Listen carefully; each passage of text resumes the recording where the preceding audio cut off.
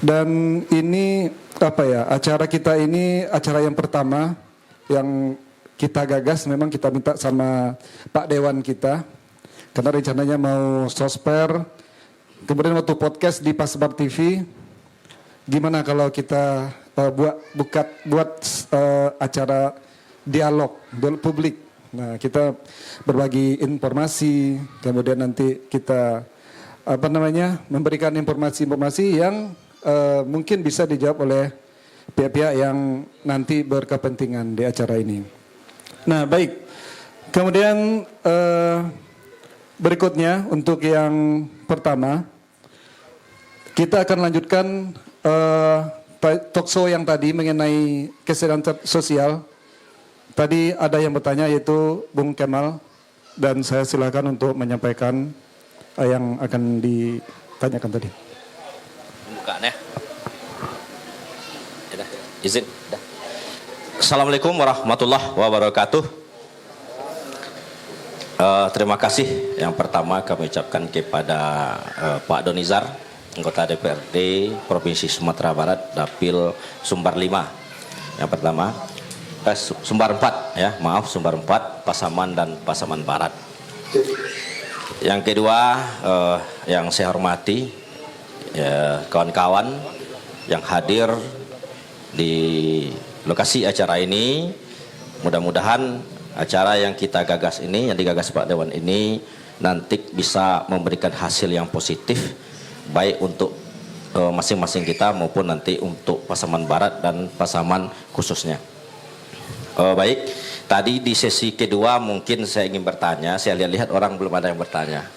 Ya, ada beberapa hal di situ, Bang Jim, Da Doni, mungkin yang perlu kita tekankan, ya, terkait dengan perda kesejahteraan sosial, tentunya terkait dengan keberadaan JKN KIS, ya, ini vital. Mungkin kawan-kawan media, kawan-kawan yang hadir di sini melihat bagaimana framingnya di media sosial terkait dengan kebutuhan kesehatan ini, sehingga ini menjadi isu-isu politik. Tentu yang harus sama-sama kita mengerti dan sama-sama kita pahami, ya, terkait yang disampaikan oleh Pak Donizar tadi dan Bapak dari Kepala Dinas Kesehatan Provinsi Sumatera Barat, Dinas Sosial ya, maaf, Dinas Sosial, karena saya agak terlambat tadi.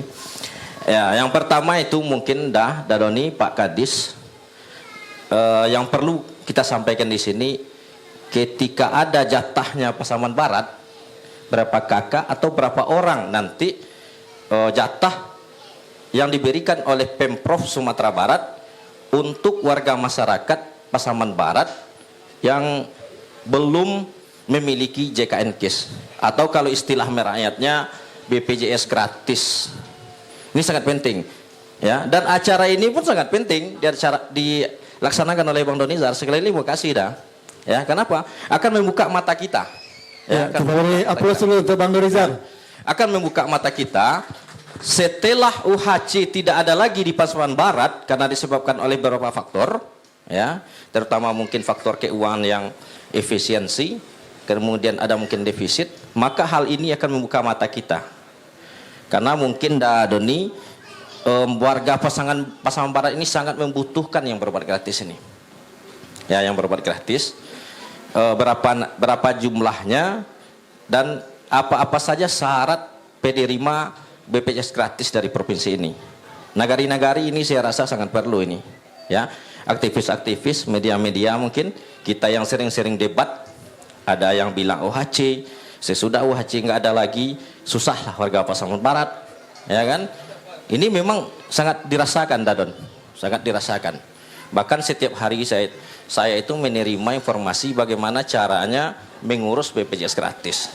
Tentu dengan adanya ketersediaan porsi yang disediakan Dinas Sosial Sumbar melalui APBD Sumbar, ini perlu kita apresiasi, perlu kita ucapkan terima kasih. Dan nanti jumlahnya. Kemudian nanti bagaimana Dinas Sosial Kabupaten Pasaman Barat mensosialisasikan ini.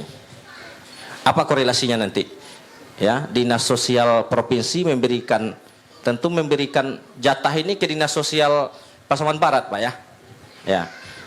Dan nanti dinas sosial, saya rasa ini beberapa dinas di kita ini masih keterbukaannya belum begitu dirasakan oleh masyarakat. Ya.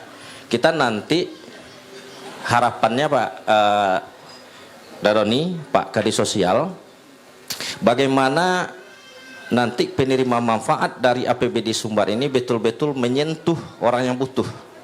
Karena tiap hari berseleweran orang butuh BPJS gratis di Facebook yang dibawa oleh kawan-kawan kolaborasi kemanusiaan. Dan beberapa kali juga dibahas oleh pemerintahan Kabupaten Nusa Barat. Itu mungkin untuk pembukanya sementara, Dajim. Terima kasih. Oke, baik. Yang menanggapi, kira-kira siapa Bang Doni dulu? Bang Doni atau Pak dari Dinas Sosial? Halo, Pak. Baik, Assalamualaikum warahmatullahi wabarakatuh. Mungkin saya sedikit mengulas terkait dengan masalah jaminan kesehatan tadi. Kita nanti akan juga lebih perjelas lagi oleh Pak Doni nanti. Jadi saya sampaikan untuk dinas sosial sebetulnya memang tidak secara langsung melakukan pelayanan atau menyelenggarakan jaminan kesehatan ini, tetapi memiliki tanggung jawab dalam hal bisa dengan datanya mungkin. Jadi pengusulan atau pengelolaan data masyarakat miskin untuk program-program kesehatan ini, dan ini melalui nanti ada verifikasi datanya, kemudian rekomendasinya segala macam. Nah itu bisa dikomunikasikan, tentu adanya di dinas sosial kabupaten, apakah itu di kabupaten kota lah Sumatera Barat. Nah ini mungkin hal-hal ini itu yang saya bilang tadi, perlunya kita ada komunikasi, sharing informasi mungkin dengan dinas sosial kabupaten kota, aktiflah kita. Kalau kita, apalagi malam ini kan malam bersejarah mungkin ya. Nah, jadi teman-teman yang hadir di sini itu bisa berkontribusi lah dalam rangka bagaimana kita Perda nomor 8 ini ya bisa terselenggara dengan baik. Artinya pengawasan itu kan sekarang ya hampir semua lini kan melakukan pengawasan. Jadi pekerjaan kami ini juga diawasi juga, masyarakat yang paling bawah juga bisa memberikan informasi-informasi ketika ada persoalan-persoalan di masyarakat. Tadi saya sudah sampaikan untuk sosial itu banyak pilar-pilar sosial. Ya, yang pilar-pilar tadi itu dijadikan juga tempat kita untuk saling berkomunikasi tentang program-program sosial itu apa saja yang bisa kita manfaatkan untuk membantu percepatan pengentasan permasalahan yang ada di masyarakat di lingkungan kita. Saya kira itu yang bisa saya sampaikan. Terima kasih. Jadi izin. Agak mungkin untuk kota mungkin bisa dilanjutkan oleh Pak. Bismillahirrahmanirrahim. Assalamualaikum warahmatullahi wabarakatuh. Makasih. Pertama, Bang Kemal, kalau dari Perda tadi terkait dengan kesejahteraan sosial, artinya rohnya ini memastikan bahwa negara hadir di saat ada orang-orang yang disebutkan tadi anak terlantar, fakir miskin dan seterusnya. Mereka itu mendapat perhatian dari pemerintah, itu rohnya. Termasuk dengan kesehatan. Nah, kesehatan sebenarnya ini bentuk dari Perda ini memastikan bahwa jaminan kesehatan itu menjadi sebuah kewajiban bagi pemerintah. Nah tentu hari ini dari jaminan kesehatan dari BPJS gratis yang kita bahasakan itu ada tiga pembiayaan. Pertama itu dari pusat. Dari pusat itu kalau tidak salah KIS, Kartu Indonesia Sehat. Nah, JKN KIS. Yang kedua itu ada dari pemerintah sharing. Jadi pemerintah provinsi itu mirip dengan Polda. Diartikanlah mirip Polda. Kalau Polda kan tidak punya teritorial. Yang punya itu kapolres-kapolresnya. Sama dengan pemerintahan. Pemerintahan provinsi itu adalah perpanjangan dari pemerintah pusat. Nah, tidak punya teritorial, tapi mereka menjadi tempat penyambungnya pemerintah daerah ke provinsi, karena pemerintah provinsi adalah perpanjangan dari pemerintah pusat. Secara kewenangan, intervensi yang dilakukan melalui bagian, sebenarnya bagian kecil dari Perda tadi itu kesehatan, itu melahirkan JKSS, Jaminan Kesehatan Sumbar Sakato. Dilakukan dana sharing, Bang Emas, dana sharing 20% dari pemerintah provinsi, 80% dari pemerintah kabupaten. Jadi seandainya ada 100.000 jiwa pada satu daerah, maka dibagi untuk pemerintah pusat umpamanya 40%, berarti 40.000 orang. Pemerintah dana sharing umpamanya 30% antara pemerintah kabupaten dan provinsi. Disinilah letak intervensi provinsi. Ada 30%, berarti ada 30.000. Daerah kalau dia ingin UHC, maka daerah membayar melalui APBD ditambah lagi 30.000 lagi. Jadi ada 3 hal pembiayaan. Datanya dari mana? Dari daerah itu. Jadi daerah yang contohnya lah Pasaman Barat. Jika pemerintah Pasaman Barat menganggarkan untuk BPJS, maka mereka memberikan data ke pemerintah provinsi. Jadi umpamanya sekarang pembayarannya 30.000 per orang. 35.000, berarti 35.000, 20% 7.000 dibiayai oleh pemerintah provinsi, sisanya pemerintah kabupaten. Kuotanya diajukan oleh pemerintah kabupaten ke provinsi. Nah, hari ini saya juga tidak bisa pasti untuk Kabupaten Pasaman Barat apakah hari ini masih melakukan JKSS, atau bisa jadi kalau dilihat dari data yang saya lihat sebentar ini, itu pemerintah Kabupaten Pasaman Barat menonaktifkan, ya, termasuk dengan JKSS. Termasuk JKSS. Jadi hari ini kalau dihitung-hitung, seandainya 40% dari seluruh masyarakat Pasaman Barat sudah dibiayai oleh pemerintah pusat, berarti hari ini 60% itu tidak dibiayai. 60%. Nah, kapan provinsi bisa hadir? Ketika pemerintah kabupaten mengajukan. Seandainya hari ini pemerintah Kabupaten Pasaman Barat mengajukan ke Dinas Kesehatan Provinsi Sumatera Barat, termasuk Dinas Sosial, koordinasi dengan data, seandainya diberikan data 30.000 atau, maka pemerintah provinsi akan mengevaluasi dan memberikan penganggaran 20% dari biaya yang dikeluarkan. Di sana letak provinsi. Jadi kalau untuk intervensi perorangan yang disebut kuota, tadi kuota bagi dari pembiayaan. Itu yang pertama. Yang kedua, otomatis ini menjadi masalah. Iya.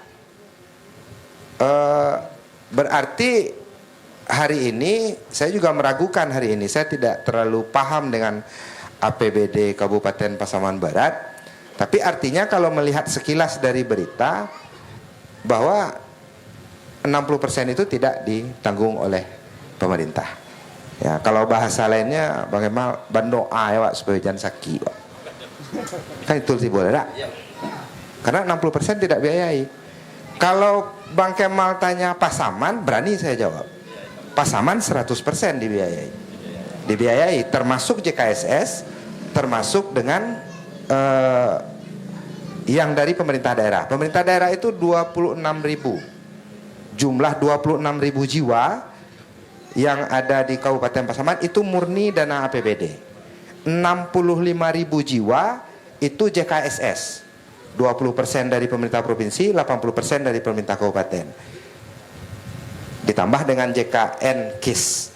Artinya dari data yang didapat di Pasaman itu 98% itu telah terbiayai melalui BPJS, karena ada sisa dari ASN, sisa dari tenaga kerja dan lain seterusnya, BUMN dan seterusnya. Nah, artinya Bapak dan Ibu, nah ini menjadi ini ya, kalau bagi saya pribadi agak sedikit cerita ini agak sedikit berat. Beratnya kenapa? Karena ini kan tergantung dari kemampuan keuangan daerah masing-masing.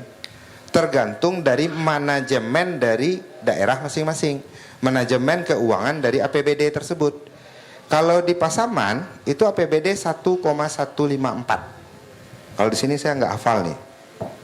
Penyebab hafalnya kebetulan hari ini Pak dan Ibu, yang di Pasaman itu kebetulan ketika pilkada kemarin itu kader dari partai saya, dari PKB yang menjadi bupati di sana, dan kebetulan beliau meminta kita menjadi bagian dari tim percepatan 100 hari kerja untuk progol-progol yang beliau canangkan dan beliau janjikan di saat kampanye, termasuk tadi.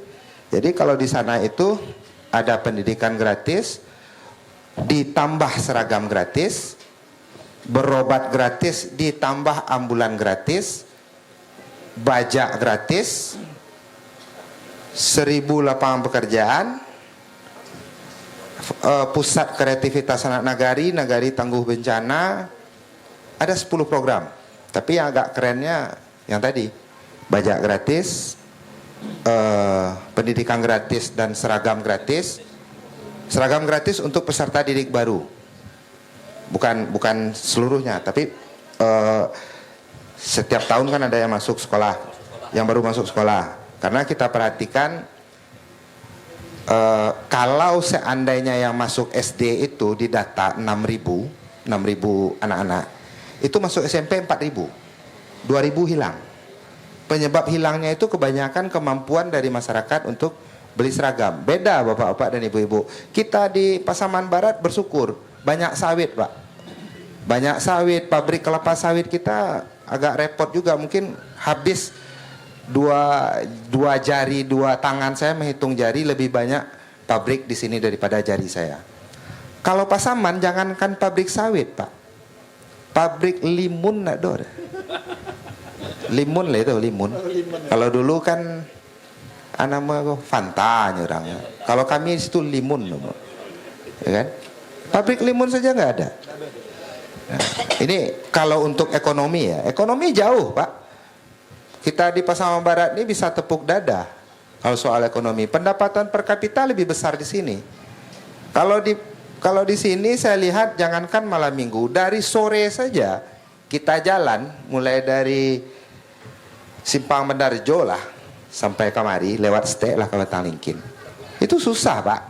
Untuk motong jalan saja susah. Kalau Pasaman jam segiko kok bisa main bola di jalur 2 kok. Ya kan? Itu bukti karena memang pendapatan di situ kurang. Kehidupan di situ itu memang berputar hanya APBD.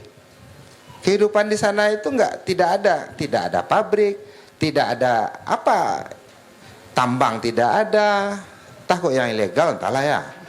Awak yang legal entah awaknya kok. Kadang-kadang kan hari ini ilegal kok lebih aman pada legal kok. Ya kan? Nah, Bapak-bapak, Ibu-ibu, hari ini itu kondisi. Jadi ketika kita berbicara kesejahteraan sosial, ketika kita berbicara kesehatan, satu hal yang saya tangkap, sebenarnya ini arah kebijakan. Sebenarnya pemerintah itu arah kebijakannya kemana? Karena murni Bapak-bapak dan Ibu-ibu, murni kalau APBD itu memang ini mutlak eksekusinya ada di tangan bupati dan gubernur. Mutlak itu. Kemana arahnya? Terserah mereka. Kemana arah kebijakan itu? Mangko ada progul, mangko ada kampanye. Di saat kampanye itu disampaikan Bapak Ibu-ibu, awak dulu kalau awak DPRD, tentu kampanye awak berbau-bau DPRD. Kalau ada beko banyak suara awak di basis siko, wak carian program, wak usahawan di situ. Kalau ada masjid, bantu masjid. Yang bantu masjid itu bukan awak Pak Ibu, yang bantu masjid itu ibu kecewa. Tak itu kalau DPRD. Tapi kalau bupati beda Pak. Kalau bupati itu clean dan clear pemegang kekuasaan. Kemana arahnya tentukan oleh bupati. Contoh hari ini, kalau di Sabwe progul, kenapa ada tim percepatan? Karena progul memastikan di masa transisi ada yang menjadi filter. memastikan bahwa pondasi 6 bulan, karena bupati kan tidak bisa ya kalau 6 bulan memindah-mindahan orang. Tim percepatan jadi transisi.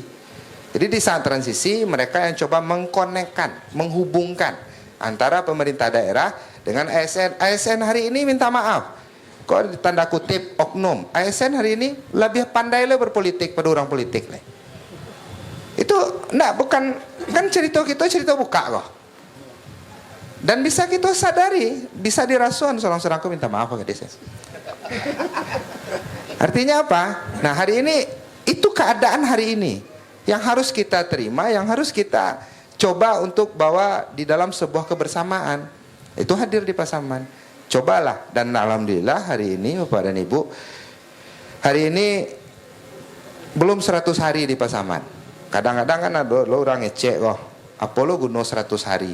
Nggak doa di dalam aturan. Memang tidak ada. Tapi 100 hari itu menandakan pondasinya seperti apa untuk 5 tahun ke depan. Sebelum habis 100 hari, hari ke-34, Kabupaten Pasaman itu sudah launching ambulan gratis, launching bantuan untuk seragam gratis. Walaupun dengan defisit 78 miliar. Defisit 78 miliar. Sampai hari ini masih defisit. Kan tidak semua program harus dengan uang APBD. Dan bulan November launching untuk bajak gratis. Bulan November karena memakai APBD perubahan. Kalau yang tidak memakai APBD perubahan telah launching. Jadi sebelum tanggal 10 September besok yang menjadi 100 hari pemerintahan Kabupaten Pasaman, mana yang tidak memakai APBD hanya memerlukan koordinasi, konsolidasi, rapat-rapat, hanya mempergunakan itu, dipastikan sebelum tanggal 10 September sudah launching di sana program-program prioritas yang dijanjikan kepala daerah di saat mereka berkampanye. Nah, itu fungsi ya Pak Ibu. Makanya hari ini kenapa harus ada grup diskusi untuk model gini lah. Iko kan membuka opini, membuka persepsi. Nah, apa bentuk persepsi hari ini? Jadi artinya Pak Ibu, dari pertanyaan Bang Kemal tadi, kalau Pak menilai kalau kuota tidak ada, tapi kalau atensi dan intervensi yang dilakukan pemerintah provinsi ketika pemerintah kabupaten itu menyambolo dari bumi tak? Baru lo manitiak dari langit. Oh enggak bisa manitiak dari langit, bumi tak dari bumi, asyar ada. Ah, itu tiba itu. Artinya kalau tidak ada dari Kabupaten Pasaman, Pasaman Barat ya tidak ada. Kuota itu tidak akan dapat, 20% dari nilai itu tidak akan dapat. Nah, tergantung sekarang kembali, cuma kalau saya hanya berbicara sekilas kepada Ibu, secara intervensinya pemerintah provinsi itu setahu saya sampai hari ini, karena saya berada di Komisi 5 dari periode pertama kedua sekarang, yang saya tahu bahwa pemerintah Provinsi Sumatera Barat termasuk yang di Dinas Kesehatan dan Dinas Sosial terkait dengan kesejahteraan sosial, terkait dengan jaminan sosial sudah berupaya dan memberikan penekanan dan intervensi, termasuk di daerah lain, termasuk Pasaman itu 65.000, kalau dikalikan 35.000 kan lumayan betul itu, kalilah 20% dari itu dibiayai oleh pemerintah Provinsi Sumatera Barat. Mungkin itu sekilas Bapak Ibu. Baik, kita buat A+ dulu untuk Bapak-bapak kita yang di depan. Insyaallah. Jadi kata Bang Donidar, kalau di Pasaman tuh jangankan pabrik sawit, pabrik limun tak ada aja. Itu artinya ada Bapak-bapak Ibu-ibu. Artinya memang ekonomi itu di Pasaman Barat. Tapi kenyataan yang ada sekarang ini yang kita lihat justru seperti UHC tidak ada lagi di Pasaman Barat. Kemudian program-program yang mungkin karena baru pemerintahan kita, jadi banyak yang belum bisa dilaksanakan secara sepenuhnya. Baik, untuk berikutnya kita minta kepada Bang Junir. Ini boleh mengomentari tentang kesejahteraan sosial tadi atau tentang Pasaman tadi. Bang Junir, silakan. Terima kasih Pak Jimmy. Yang sama kita hormati Bapak Anggota DPRD Provinsi, Bapak Donizar, Bapak dari Dinas Sosial. Ini menarik ini. Ini seyogyanya kita kalau bisa nih hadir dari pemerintah daerah Kabupaten Pasaman Barat. Karena memang poin-poin kesejahteraan sosial itu banyak kita lihat. Termasuk soal PKH, soal UKM, soal BPJS, kesehatan dan pendidikan. Jadi kami di sini ingin bertanya strategi atau program dan langkah-langkah yang dilakukan oleh dinas provinsi yang berkolaborasi dengan kabupaten maupun anggota DPRD. Saat ini Pak Dewan, kondisi UKM kita menjerit. Walaupun Pak Dewan nyebut tadi Pasaman Barat ini seperti petrodolar ya gitu ya Pak. Sawitnya banyak, kebunnya luas, tapi tidak semua orang yang tentu punya hal itu. Jadi daya beli masyarakat rendah, itu kita lihat di setiap pasar atau UKM kita. Ini apa strategi dan langkah-langkah yang ditelurkan oleh provinsi untuk meningkatkan usaha kecil dan menengah di Kabupaten Pasaman maupun Pasaman Barat. Karena memang kita rasakan betul ini, kondisi usaha kecil dan pedagang-pedagang kita dengan situasi defisit anggaran itu daya beli rendah. Nah, itu barangkali karena itu kita lihat masuk bagian kesejahteraan sosial yang ada di daerah atau Provinsi Sumatera Barat. Kita berharap tentu bagaimana pemerintah hadir dengan kondisi semua orang nyebut defisit, rugi tidak punya lemah keuangan yang tentu berimbas sampai ke akar rumput. Nah itu barangkali. Terima kasih. Baik, terima kasih Bang Junir. Mungkin UKM ini terkait yang berkaitan dengan sosial ya. Oke, mungkin Pak Iskandar ya jawab. Silakan. Baik, Pak. terima kasih. Saya sependapat juga tadi dengan Bang Junir ya. Harusnya pada malam hari ini memang hadir. Karena ini perdana kayaknya, jadi ke depan kayaknya bakal jadi catatan penting ini. Ya, kenapa? Pemerintah daerah penting di sini yang menyangkut dengan sosial juga ada harusnya. Misalnya di Dinas Sosial Kabupaten Pasaman Barat atau Pasaman kalau hadir karena dia ujung tombak kita ya di apa yang punya wilayah tentu kabupaten kota gitu kan. Nah, kalau saya hadir, kita banyak yang bisa kita bahas. Tadi menyangkut masalah PKH misalnya gitu kan. Karena PKH ini memang datanya terus sebetulnya dinamis, dia berubah-ubah. Jadi dulu pemahaman orang PKH ini kan ya beda dengan beasiswa gitu kan. Ini kan bantuan. Intinya awalnya saya tahu persis tahun 1997 PKH itu launchingnya ada di Kabupaten Pesisir Selatan. Ya. Awalnya sebetulnya untuk memutus mata rantai kemiskinan. Yang sekarang yang miskin biarlah orang tuanya gitu kan, anaknya jangan. Makanya diputus melalui program PKH. Yang diberikan di situ adalah jaminan pendidikan, jaminan kesehatannya dan jaminan sosialnya di kita.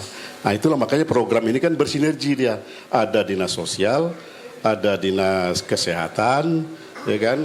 Bahkan sampai Kominfo pun ikut di situ. Semua instansi terkait yang berkaitan dengan kesejahteraan sosial itu banyak. Jadi bicara tentang kesejahteraan sosial ya tidak hanya dinas sosial, ya kan. Banyak hal-hal lain yang perlu. Nah kemudian terkait dengan strategi UMKM. Ya sebetulnya ada juga yang dinas terkait dengan UMKM kan, usaha kecil menengah ini. Nah di sosial juga punya ada peran tertentu dalam rangka peningkatan. Intinya tentu yang namanya sosial tentu ada permasalahan sosialnya.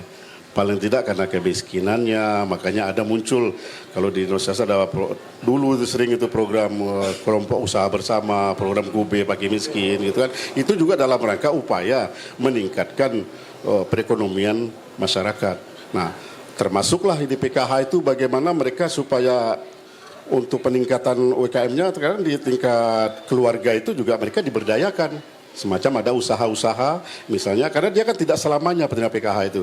Kalau nggak salah dulu hanya 5 tahun itu paling lama itu, maka dia harus ada sudah graduasi. Keberhasilan di PKH itu adalah ketika mereka ada yang graduasi. Graduasi itu berarti menyatakan diri memang dia sudah keluar dari penerima program PKH. Ini yang menjadi sasaran terakhir dari PKH itu. Apalagi ketika mereka sudah diberdayakan, dia sudah bisa membantu tetangga yang lain.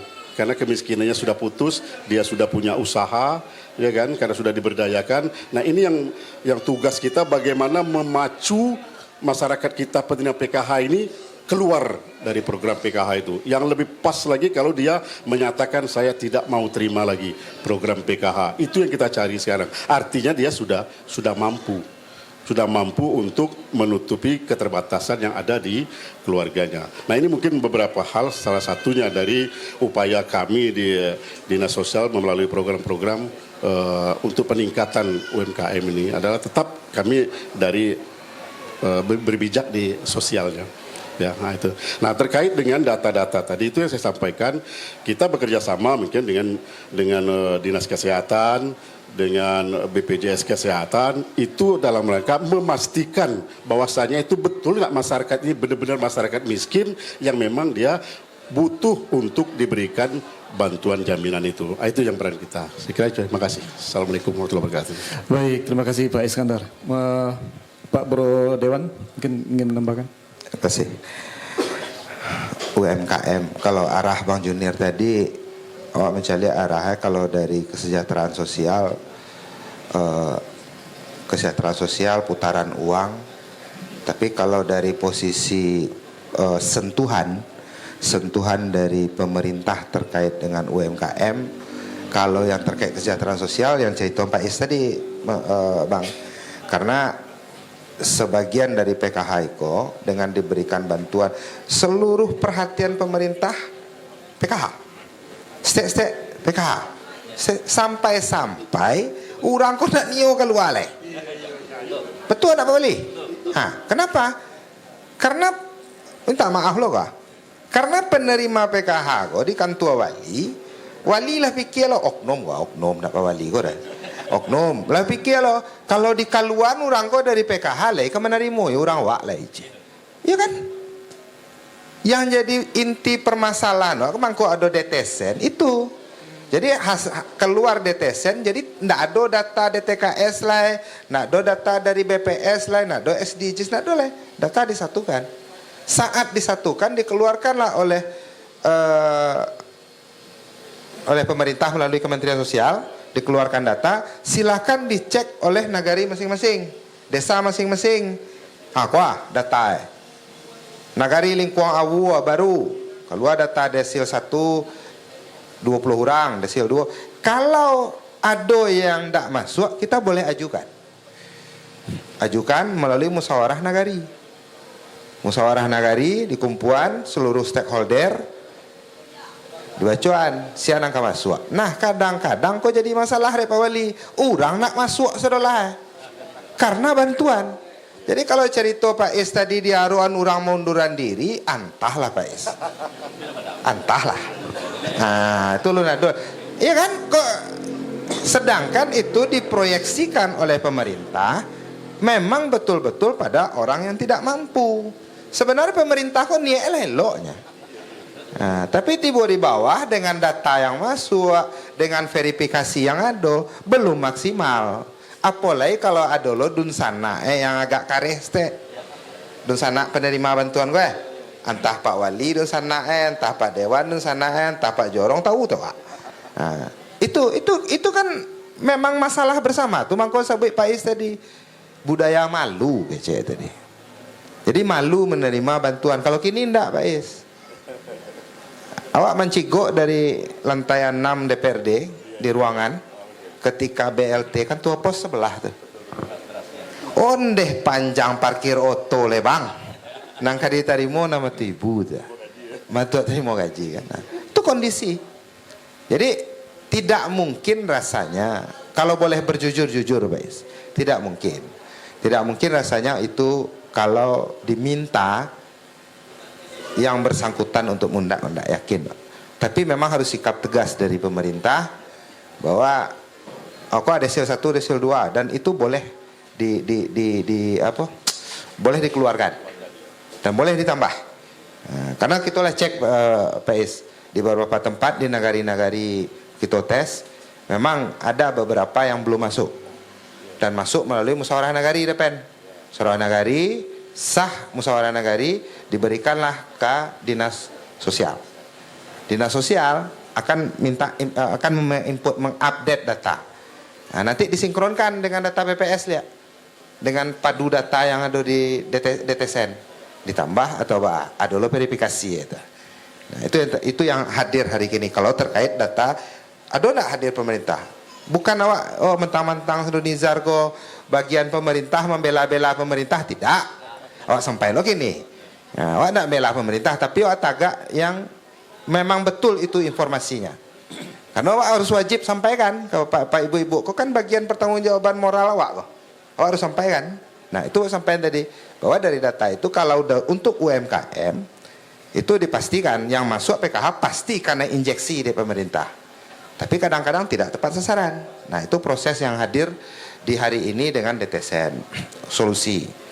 Yang kedua terkait dengan UMKM di luar dari itu, apa sih sentuhan pemerintah? Kan itu tiba itu. Yang di luar dari PKH, di luar dari apalah yang lain yang hadir hari ini. Wah, bandingkan Bang Junir. Kecek Bang Junir tadi memang banyak sawit di Siko, banyak kabun di Siko, tapi belum tentu betul. Mungkin ndak waraso puluhan ribu hektar antah lai hidup di Siko orang atau hidup di Malaysia. Atau enggak? Betul. Nah, kan kondisi hari ini kok yang kita baca, apolo guna kita tutuian. Karena memang itu keadaannya. Adalah model awak pribadi lah gini Bapak Ibu-ibu. Jangankan 1 hektar sabatang nak do sawit doa. Nah, lai petang di pondasi rumah lah tabang loh. Lai petangnya.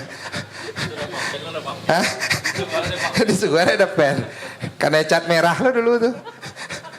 Nah, artinya apa Bapak Ibu? Kalau dari sisi hari ini keberuntungan kita di Pasaman Barat, putaran itu ada, itu maksudnya. Kalau Pasaman tidak ada. Kalau dari sisi putaran ekonomi, apa bentuk putaran ekonomi itu ada? Kok hari ini wak lihat kafe banyak tumbuh kok, ya kan? Kalau dihitung-hitung, kalau di Pasaman tumbuh pertama cek dibuat kafe, 2 dibuat kafe, rami itu Pak. Cek 2 pertama.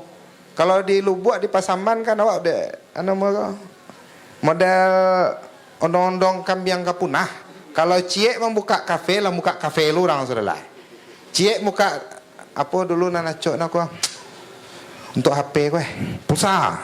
Cie buka konter, buka konter lo. Akhirnya nang kue batahan, nang lamah-lamah anyui. Tapi kalau untuk Pasaman Barat agak kurang. Kalau putaran lebih bagus. Harus diakui, Pasaman Barat lebih bagus putaran tando saja dari rami orang. Itu tando tuh. Kalau Pasaman jam kini tidak laku bitih leh. Nak banyak lah bitih apa-apa ibu-ibu bawa ke Pasaman. Kalau lah jam segiko, lah payah menukar bitih ini kok. Hah? Lah kedua lo kau banyak tahu tuh ya. Nah, cuma apa sentuhan pemerintah? Nah, awak nih mau bahas bapak-bapak ibu-ibu, tidak hanya UKM, seluruhnya. Pemerintah itu Bapak Ibu, pemerintah itu diciptakan untuk melayani masyarakat, pelayanan publik tuh pemerintah itu. Maka kalau rumah sakit Bapak Ibu, rumah sakit kalau model YRC gua, iko bisnis to bisnis ya kok. Kalau rumah sakit YRC, artinya mereka YRC itu di stadionnya rumah sakit itu pelayanannya bisnis to bisnis, uang untuk uang, bisnis itu, bukan pelayanan. Tapi kalau rumah sakit RSUD itu pelayanan. Artinya maksud pelayanan kok kalau ada lo rumah sakit di daerah yang mau usia pasien itu kualai itu. Karena mereka pelayanan. Nggak boleh ada. Walaupun nak do PT, walaupun nak do BPJS, walaupun nak do apa-apa, walaupun nak do dunsana datang ke rumah sakit darurat wajib mereka melayani. Nah, itu kalau rumah sakit umum. Kalau YRC di usia biasanya lah. Tapi waraso ndak mungkin lo di usia deh. Iko bentuk pelayanan. Kenapa awak cerita nih kok, Pak Ibu? Pemerintah itu hadir di tengah masyarakat untuk melayani masyarakat itu. Contoh, Bapak, Ibu-ibu, anak-anak yang sekolah. Kalau tidak ada SD negeri, SD swasta saja yang ada, nak panjang sama iya. Ya kan, swasta barang sama iya kini itu. SMP swasta pasti sama iya. SMA swasta pasti sama iya. Mangko SD itu SD, rumah sakit, pendidikan, kesehatan, layanan dasar bagi masyarakat dan pemerintah wajib hadir. Mangko ada punya pemerintah. SD punya pemerintah, rumah sakit ada punya pemerintah. Supaya apa? Memastikan pelayanan itu sampai ke tengah-tengah masyarakat. Itu guna itu.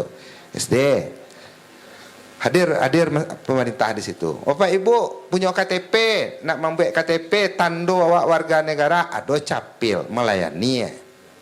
Ya kan, nio nikah ada kuah. Hajat hidup.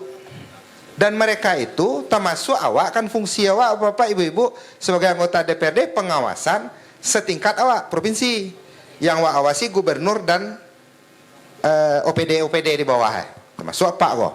Kalau Pak kok macam-macam beko di anggaran layanan publik mau wanta apa di Lubuk Luang Pak anak-anak ya.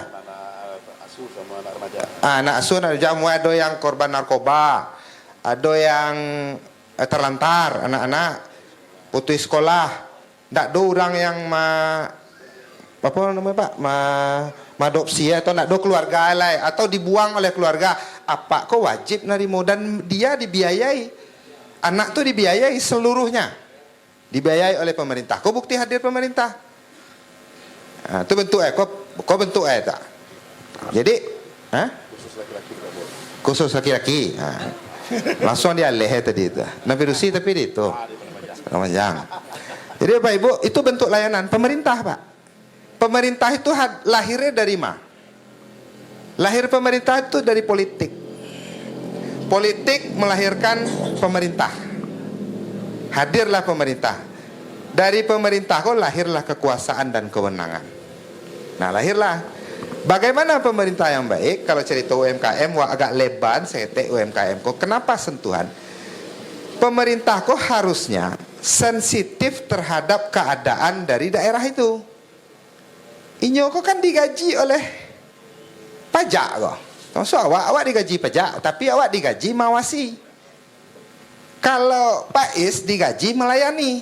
Beda Kalau awak tidak, awak melayani orang-orang konstituen yang ada di daerah pemilihan. Awak layani itu, awak buat pertanggungjawab moral, dia awak gaji dari pajak. Kalau Pak Is dia gaji untuk melayani. Nah, itu kira.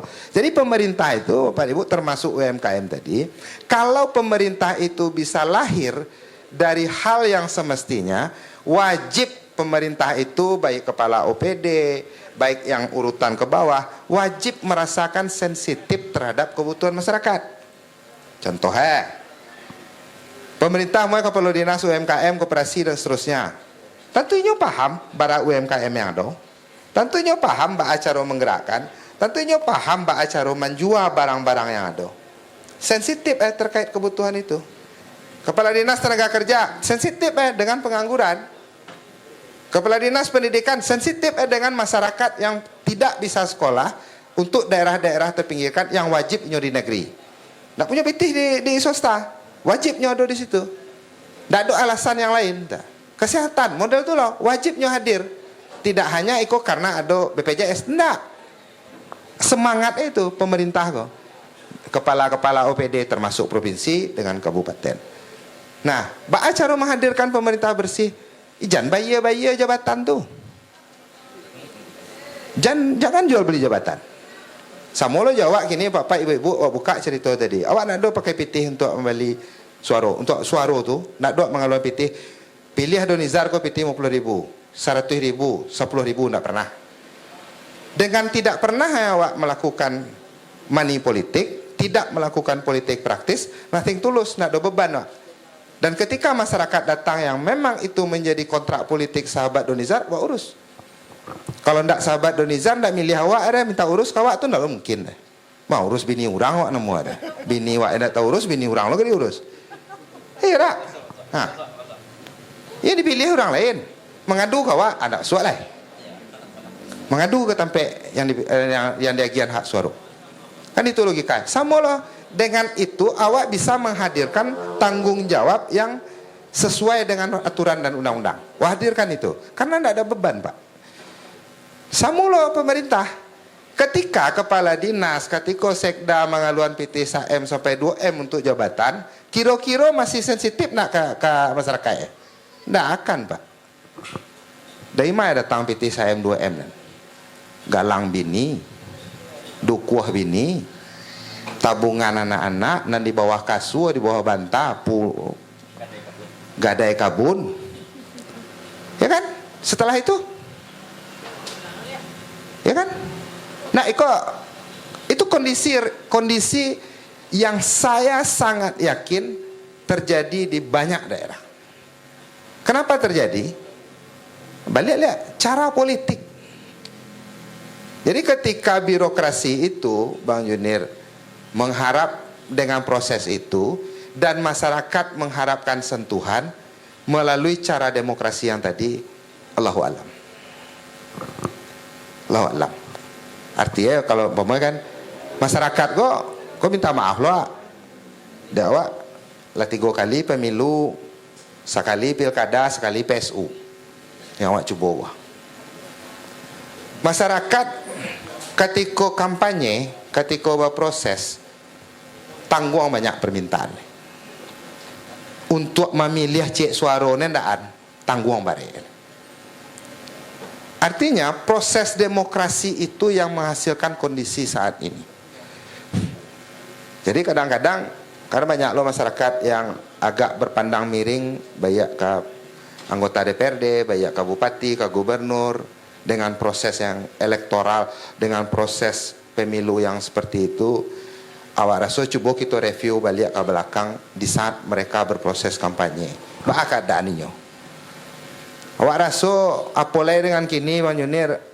Kok informasi dapat dari Menteri Keuangan 300 triliun untuk dana transfer ke daerah dikurangi. Itu luar biasa pengaruh itu. Luar biasa tuh untuk tahun 2026, 2027. Dan itu memang arah-arahnya memang kalau tidak pandai daerah itu mencari pendapatan asli daerah, PAD, tidak pandai menata memanajemenan, tak kolab kok. Untuk keadaan hari ini. Artinya apa, Bapak Ibu-Ibu? Kita hari ini diletakkan pada posisi terjepit. Masyarakat itu hari ini terjepit. Terjepit pertama karena kondisi cara berdemokrasi. Yang kedua, posisi keuangan negara yang hari ini, keuangan negara, fiskal daerah lah, keuangan daerah, PT APBD lah, yang semakin hari semakin kurang. Dijepit gini. Apalagi ditambah beko pemerintahan birokrasi yang lahir dari PT. Tambah terjepit. Nah, kita cek saja. Hari ini kita aduan sosper. Dengan sosper bisa awak diskusi model go. Ya kan? Kita coba tahun bisu awak don sekolah ya. Coba kita komunikasi lihat terkait hal itu. Kalau tidak bersobok kecewa gini. Semakin terjepit. Kalau untuk pasaman tahun bisu awak pastikan loh berobat masih gratis. Kalau don nak pindah pasaman monson solo. Nah itu cerita mengarah kan. Artinya Bapak dan Ibu hari ini perlu manajemen yang kuat, Bang Junir. Perlu proses yang kuat, perlu reformasi birokrasi yang berdasarkan kapasitas, kemampuan, kapabilitas. Tidak bisa berdasarkan keinginan, tidak bisa berdasarkan isi tas, tidak bisa. Nah ini menjadi tantangan bersama Bapak dan Ibu. Karena saya yakinkan kepada Bapak Ibu hari ini, demokrasi itu dilakukan selalu bergulir 1 kali dalam 5 tahun. Makanya hari ini saya memberikan sedikit persepsi bahwa untuk memperbaiki semua keadaan memang harus Bapak Ibu sangat teliti di saat pemilu ketika pemerintah masih menetapkan pemilu melalui proporsional terbuka. Muka saya langsung. Tapi kalaulah pemilu yo DPRD, wak nak tahu lah. Balo bantu bisua negara go. kampung-kampung kita ke Pasaman Barat dan daerah lain di Sumatera Barat. Nah, lo jaleh leh. Tapi selagi masih dengan pemilihan langsung, kalau ndak hati-hati masyarakat, ndak hati-hati tokoh-tokoh, ndak hati-hati mereka yang pemerhati keadaan, wah rasa beban ke depan itu akan lebih berat. Anak-anak mungkin Bapak Ibu, anak-anak kita, ke cucu, kemanakan untuk ke depan awak yakini menghadapi masa-masa sulit ketika kita mewariskan cara-cara seperti hari ini. Wah, cara hari ini kok yang merasakan dampaknya Bapak Ibu bukan kita saja. Yang pasti kita mewariskan ke anak cucu. Nah, termasuk tadi bahasa ini. Jadi kalau intervensi UMKM, kalau kehidupan di Pasaman itu memang berputar hanya APBD, Pak Bang.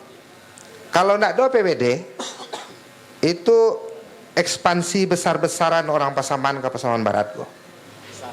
Pasar Lengang. Nah, boleh dicek tuh.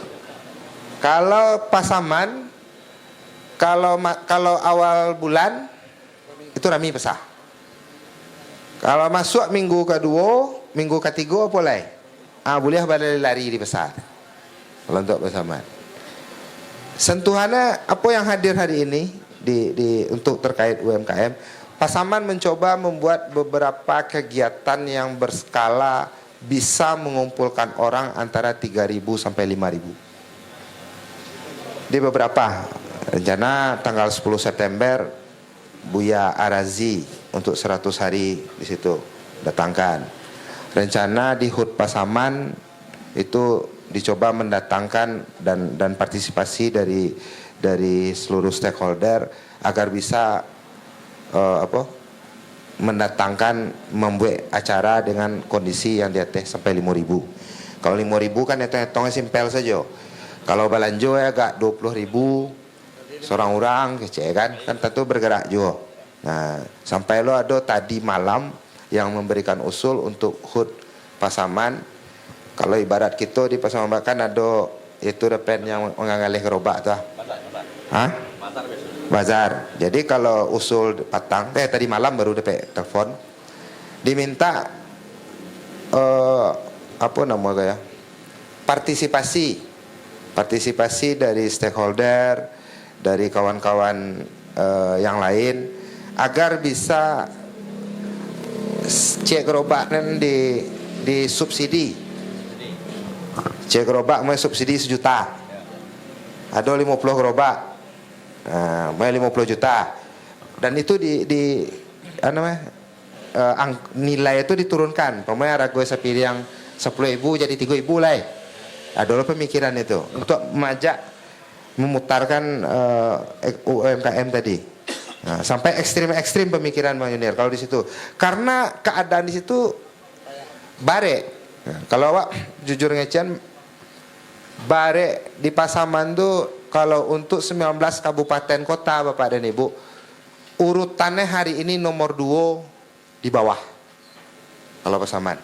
Kalau Pasaman Barat masih di bawah angka 10. Tah 10 atau sebaleh. Tapi kalau mungkin sekitaran itulah. Tapi ndak separah Pasaman. Kalau Pasaman lah di bawah. Di bawah Pasaman tuh Mentawai. Untuk putaran ekonomi itu ya? Ya, hari ini kan nampak tuh dari BPS kan keluar tuh. Gini rasio terendah yang membuat Pasaman tuh nomor 1 di Sumbar hanya Gini rasio nomor. Itu nomor 1 tuh di Sumbar. Gini rasio ketimpangan sosial. Yang kaya dengan yang miskin. Paling ketek. Jadi orang kaya orang miskin saketek mana beda di Pasaman. Tapi pendapatan per kapita rendah. Artinya orang Pasaman bansai saudara. Nah itu data kok. Secara makro ketimpangan sosial paling kecil di Sumatera Barat, tapi pendapatan pendapatan hariannya nomor 2 paling rendah. Berarti kan apa artinya? Samo bansai seluruhnya. Itu kondisi Pasaman. Jadi kalau disebut tidak bersyukur kita di situ. Dengan posisi hari ini. Bersyukur artinya itu mungkin diagih ada alam kan. Biasanya kan kalau alam kok magih kalau sumber daya alam ndak do sumber daya manusia yang menonjol karena nya dipaksa berpikir oleh keadaan. Tapi kalau umpamanya punya sawit ayah wa agak 10 hektar 15 hektar itulah maleh wa pikir leh. So nak do ayah leh dan menjalanan sawit lain juga kan. Nak kerajo mana nak salah lain juga kan. Nak ikut bukan seluruh ya, bukan, tapi ikut dari banyak kejadian yang dinilai. Ya. Nah, dan itu hadir ya. Nah, hari ini bersyukur gitu di Bersama Barat. Cuma ba'a cara memanajemenan dari sisi pemerintah dan ba'a lo cara membuat budaya mental SDM di saat putaran itu masih bagus. Artinya magiah kemampuan kepada anak-anak cucu kemanakan, magihan pendidikan karena pintu tali untuk memutus kemiskinan, rantai kemiskinan itu pendidikan. Dari pendidikan kok bisa dimulai untuk memutus tali kemiskinan. Kok jangan sampai banyak pitih. Lah banyak pitih dek sawit banyak kok.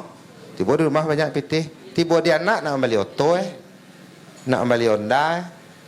Nah di saat itu selesai habis dan situlah artinya ada beberapa hal yang menjadi sensitif pemerintah Bang Junir dengan keadaan itu.